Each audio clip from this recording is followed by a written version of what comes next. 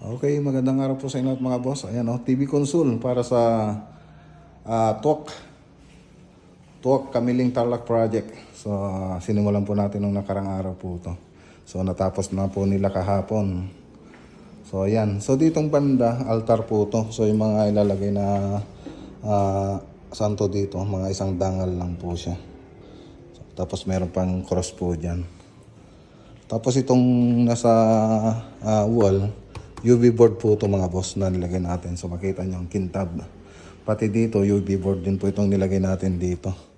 So hindi siya pintura, kundi mabibili muna siya po siyang ganito.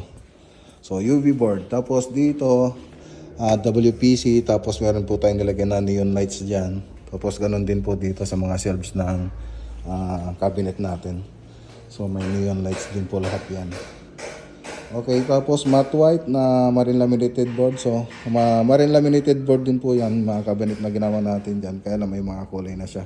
May haspe. So, yan po yung ginawa po natin dito sa Tuwak Kamiling Tarlac Project. So, yan. Ayos. Siyempre, meron din tayong dito, cabinet. Tapos, hidden handle. Hidden handle. Ginamit natin yan. Okay. So, ayos ba? Ayos. Alright.